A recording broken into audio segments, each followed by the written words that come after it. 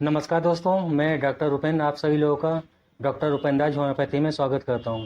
आज आप लोग ओसीडी यानी कि ऑब्सेसिव कंपल्सिव डिसऑर्डर के बारे में जानेंगे। इस वीडियो में आप लोग जानेंगे कि ओसीडी किसे कहते हैं, इसके होने के क्या कारण होते हैं और ओसीडी के मरीज में लक्षण क्या देखने को मिलते हैं। इसके साथ में आप लोग जानेंगे कि ओसीडी की समस्या से बचने के लिए या इसको कंट्रोल करने के लिए हमें क्या करना चाहिए और वो कौन कौन सी इंपॉर्टेंट होम्योपैथिक मेडिसिन होती हैं जो कि ओसीडी की समस्या में इस्तेमाल की जाती हैं। दोस्तों, लेकिन वीडियो शुरू करने से पहले आप लोगों से रिक्वेस्ट है कि वीडियो को पूरा देखिएगा, जिससे कि इस समस्या के आप लोग ठीक से जान पाएँ। और अगर वीडियो पसंद आए तो वीडियो को लाइक करके शेयर कर दीजिएगा।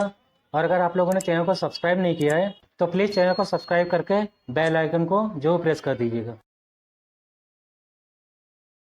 दोस्तों, ओसीडी यानी कि ऑब्सेसिव कंपल्सिव डिसऑर्डर एक तरीके की मेंटल डिजीज या मानसिक रोग होता है, जिसमें कि पेशेंट के मन में बार बार एक ही विचार आते रहते हैं या एक ही काम को बार बार करता रहता है। और अगर वो इन बार बार आने वाले विचारों को और इन कामों को करने से खुद को रोकता है तो या तो वो रोक नहीं पाता है या फिर रोकने का प्रयास करता है तो पेशेंट की मेंटल स्ट्रेस या चिंता बढ़ जाती है। और ये चिंता जब तक बनी रहती है जब तक वो दोबारा से उस काम को कंप्लीट ना कर ले। जैसे कि बार बार हाथ धोना, घर में या दुकान में ताला लगाकर उसको बार बार चेक करना, चीज़ों को व्यवस्थित तरीके से रखना, और अगर जरा भी चीज़ें इधर उधर हो जाएं तो फिर उसे व्यवस्थित करने लग जाना।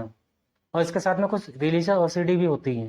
दोस्तों, यानी कि ओसीडी एक तरीके का डिसऑर्डर होता है जिसमें पेशेंट के दिमाग में अनकंट्रोल और बार बार आने वाले विचार आते हैं, जिसके कारण वो बार बार उन विचारों का पालन करने के लिए मजबूर हो जाता है और खुद को रोक नहीं पाता है।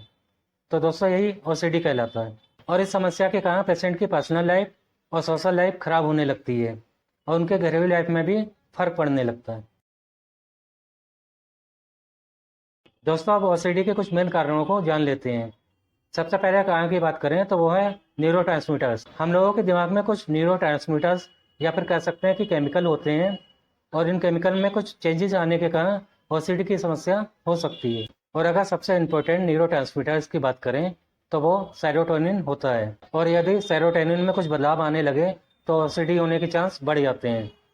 अगले कारण की बात करें तो वो होता है जेनेटिक्स। जिन लोगों के परिवार में माता पिता चाचा ताऊ को ओसीडी की समस्या रह चुकी हो तो औरों के मुकाबले इन लोगों में ओसीडी होने के चांस ज़्यादा होते हैं। अगला कारण होता है एनवायरमेंटल फैक्टर।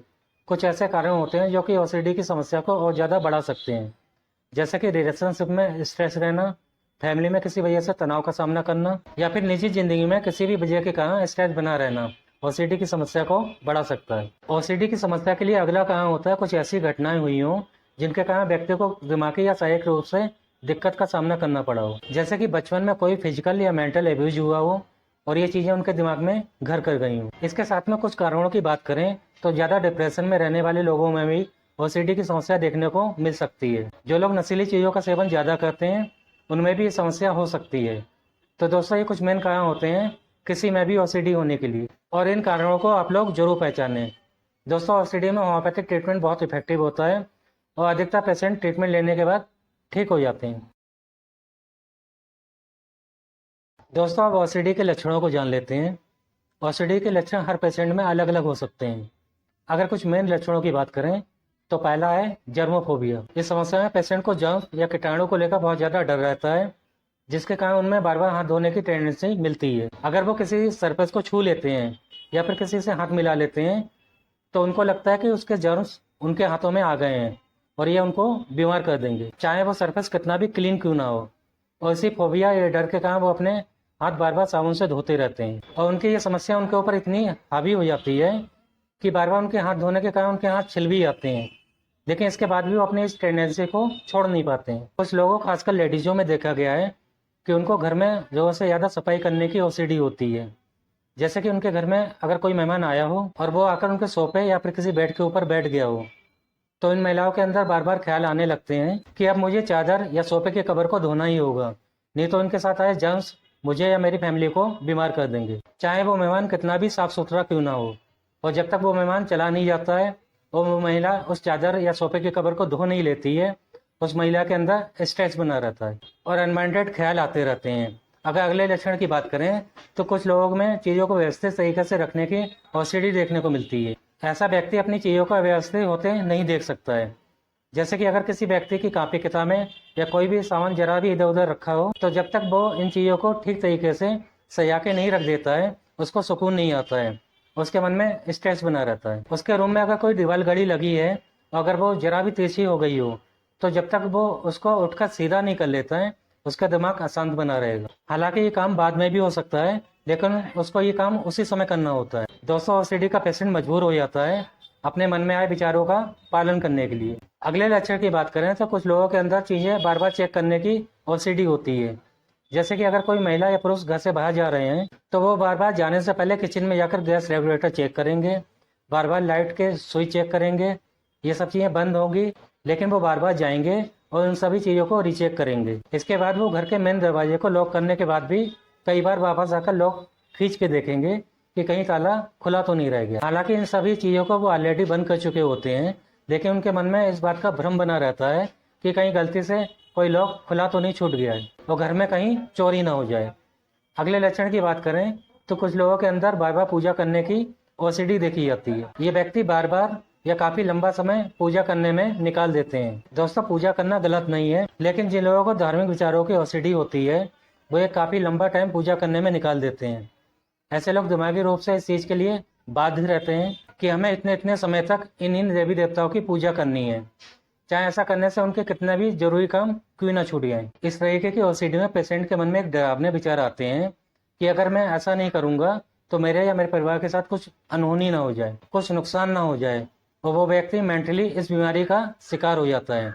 और अगर वो किसी कारण पर प्रॉपर टाइम तक पूजा नहीं कर पाता है, तो उनके मन में अजीब अजीब ख्याल आने लगते हैं, एंजाइटी या घबराहट होने लगती है। कुछ लोग ऐसे भी होते हैं जो कहीं काम करते हैं या उनका अपना बिजनेस होता है, वो कई बार बार कोशिश से उठेंगे फिर बैठेंगे, और ऐसा वो इतनी बार करेंगे जितना उनके माइंड ने निर्देश दिया है, क्योंकि वो लोग सोचते हैं कि अगर वो ये सब नहीं करेंगे कहीं मेरे या मेरे परिवार के साथ कोई गलत ना हो जाए या बिजनेस में कोई नुकसान ना हो जाए। तो दोस्तों, ये भी एक तरीके की ओसीडी होती है। कुछ महिलाएं, खासकर जिनका बच्चा छोटा होता है, उनके मन में निगेटिव विचारों की ओसीडी होती है। जैसे कहीं मेरे बच्चे को मुझसे कुछ हो ना जाए, कहीं मैं उसका गला तो नहीं घोट दूंगी या चाकू से मार तो नहीं दूंगी। हालांकि ये महिलाएं अपने बच्चे को बहुत ज़्यादा प्यार करती हैं, लेकिन उनके मन में ना चाहते हुए भी ये विचार आने लगते हैं, और वो इसके कारण नुकीली चीज़ें जैसे कि चाकू और कैंची को अपने घर में छुपा के रख देती हैं। तो दोस्तों, ये भी एक तरीके की ओसीडी होती है। अगर कुछ और ओसीडी की बात करें तो कुछ लोगों में अपने रिश्तेदारों को लेकर निगेटिव और सेक्सुअल विचार आ सकते हैं। कुछ लोगों के मन में देवी देवताओं के लिए निगेटिव विचार आ सकते हैं, और कुछ लोगों में बार बार सीढ़ी उतरने चढ़ने के विचार आते रहते हैं। यानी कि बार बार किसी काम को दोहराते रहना जब तक वो लोग मेंटली सेटिस्फाई ना हो जाए, ओसीडी कहलाता है। दोस्तों, ओसीडी किसी भी एज में हो सकता है, यहाँ तक कि ये स्कूल गोइंग बच्चों में भी देखने को मिल सकता है। अगर शॉर्ट में ओसीडी को समझें तो उसमें व्यक्ति को बार बार कोई विचार आता है, और ये विचार उस व्यक्ति को जब तक परेशान करता रहता है जब तक वो व्यक्ति उस काम को ना कर ले। हालांकि उस व्यक्ति को पता होता है कि ये जो विचार मेरे दिमाग में आ रहे हैं वो सही नहीं है, काल्पनिक है, एक तरीके का वहम है, और वो व्यक्ति चाहता है कि ऐसे विचार मेरे मन में बार बार ना आए। लेकिन वो व्यक्ति मानसिक रूप से इतना कमजोर और परेशान होने लगता है कि वो ना चाहते हुए भी उन विचारों को पूरा करने में खुद को रोक नहीं पाता है। और कुछ केस में अगर व्यक्ति को ओसीडी के साथ में डिप्रेशन भी हो तो उसके अंदर सुसाइड या आत्महत्या करने की भावना भी आ सकती है, जो कि पेशेंट के लिए काफी खतरनाक हो सकता है। लेकिन दोस्तों, आप लोगों को घबराना नहीं है, सही समय पर सही होम्योपैथिक ट्रीटमेंट लेने से ये समस्या ठीक हो जाती है।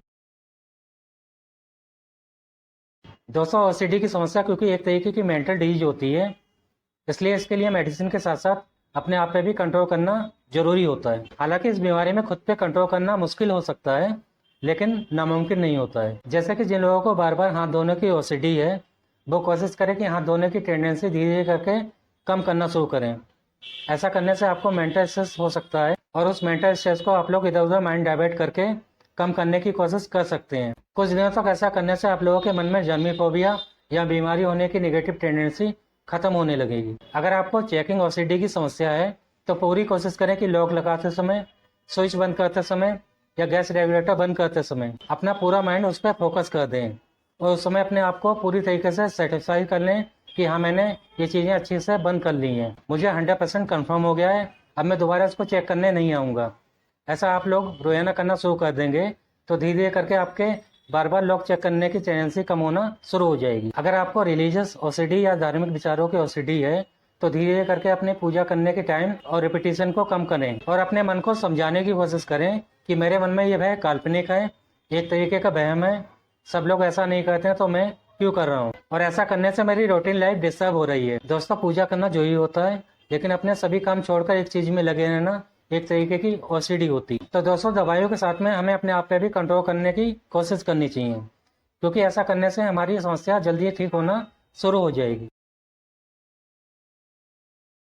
दोस्तों, अगर आप लोगों को ओसीडी की समस्या है तो आपको होम्योपैथिक ट्रीटमेंट जरूर लेना चाहिए, क्योंकि होम्योपैथी में ओसीडी की कंप्लीट ट्रीटमेंट होता है और ये समस्या बिल्कुल ठीक हो जाती है। अगर आपको ये समस्या है तो आप अपने पास के किसी भी अच्छे होम्योपैथिक डॉक्टर से अपना इलाज जरूर शुरू करवा लें।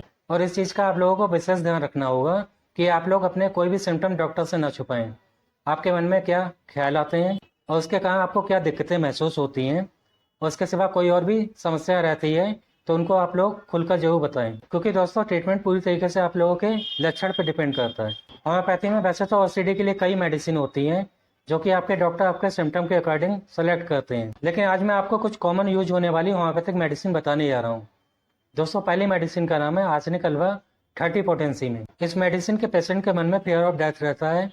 इनके मन में अपनी मौत का ख्याल आता रहता है। उनको लगता है कि मेरी मौत नज़दीक है और लगता है कि मैं जल्दी मरने वाला हूँ। इसके साथ में इस मेडिसिन के पेशेंट में चीज़ों को व्यवस्थित रखने की ओसीडी होती है। जरा भी चीज़ें दाएं या बाएं हुई तो जब तक दोबारा से उनको व्यवस्थित तरीके से नहीं रख लेते हैं तब तक उनके माइंड में स्ट्रेस बना रहता है, चाहे ये सब करने से उनका कितना भी टाइम बर्बाद क्यों ना हो जाए। तो इन पेशेंट को आर्सेनिक अल्वा 30 पोटेंसी में 2-2 बूंदे दिन में 3 बार देनी चाहिए। दोस्तों, अगली मेडिसिन का नाम है अर्जेंटम नाइट्रिकम 200 की पोटेंसी में। ये मेडिसिन उन ओसीडी पेशेंट के लिए काफ़ी इफेक्टिव होती है जिनके अंदर सुसाइडल टेंडेंसी पाई जाती है। ऐसे मरीज जब किसी पुल के ऊपर जाते हैं तो उनके मन में बार बार विचार आते हैं कि मैं पुल से कूद जाऊं। किसी ऊंची बिल्डिंग पे जाते हैं तो उनके मन में बार बार ख्याल आते हैं बिल्डिंग से नीचे कूदने के। और यहाँ तक कि अगर वो किसी ट्रेन या बस में सफ़र कर रहे होते हैं तो भी उनके मन में बाहर कूदने के ख्याल आते रहते हैं। तो ऐसे पेशेंट को अर्जेंटम नाइट्रिकम 200 की पोटेंसी में 2-2 बूंदे दिन में 2 बार देनी चाहिए। दोस्तों, अगली मेडिसिन का नाम है नेटम म्यूरेटिकम 30 पोटेंसी में।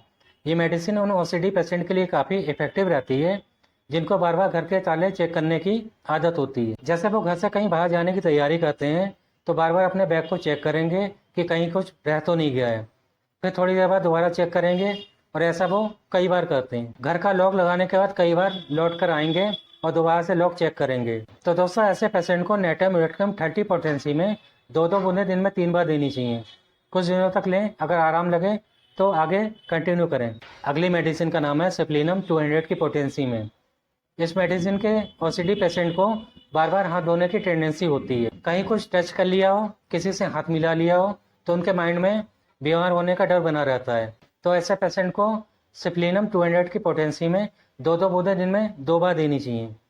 अगली मेडिसिन का नाम है स्टामोनियम 30 पोटेंसी में। दोस्तों, इस मेडिसिन के पेशेंट के अंदर धार्मिक विचारों की ओसीडी होती है। वो अपना काफ़ी टाइम पूजा पाठ में बिताता है, चाहे उसकी वजह से उसके सारे जरूरी काम जैसे कि बिजनेस, पढ़ाई या जॉब छूट जाए। ऐसे लोग ज़रूरत से ज़्यादा पूजा पाठ करने लगते हैं और उसके बाद काफ़ी टाइम धार्मिक किताबों को पढ़ने में गुजारते हैं। इन पेशेंट को स्टामोनियम 30 पोटेंसी में 2-2 बूंदें दिन में 3 बार देनी चाहिए। दोस्तों, कुछ ये होम्योपैथिक मेडिसिन होती हैं जो कि ओसीडी की समस्या में प्रिस्क्राइब की जाती हैं, लेकिन दोस्तों इन मेडिसिन के सिवा भी कई और होम्योपैथिक दवाइयाँ होती हैं जो कि ओसीडी में दी जाती हैं। उनमें से कुछ के नाम है कैलकेरिया कर्ब, सिलिसिया, मेडोरेनम, एनाकार्डियम, हायोसाइमस और इग्नेसिया। लेकिन ये मेडिसिन आपके डॉक्टर आपके सिम्टम के अकॉर्डिंग सेलेक्ट करते हैं। दोस्तों, इन चीज़ों का आप लोगों को ध्यान रखना है कि आपको सेल्फ मेडिकेशन नहीं करना है, क्योंकि आपके डॉक्टर ही आपके लिए ये तय करेंगे कि आपको कौन सी मेडिसिन लेनी है, कितनी पोटेंसी में लेनी है और कितनी दिनों तक लेनी है। तो दोस्तों, आज का वीडियो ओसीडी की समस्या के ऊपर था। उम्मीद करता हूँ कि आपको वीडियो पसंद आया होगा। अगर वीडियो पसंद आया हो तो प्लीज़ वीडियो को लाइक करके शेयर कर दीजिएगा, और अगर आप लोगों ने अभी तक मेरे चैनल को सब्सक्राइब नहीं किया है तो चैनल को सब्सक्राइब करके बेल आइकन को जो प्रेस कर दीजिएगा, जिससे कि आगे मेरे जो भी वीडियो हैं उनका नोटिफिकेशन आप लोगों को मिलता रहे। तो मिलते हैं नेक्स्ट वीडियो के साथ में। नमस्कार दोस्तों।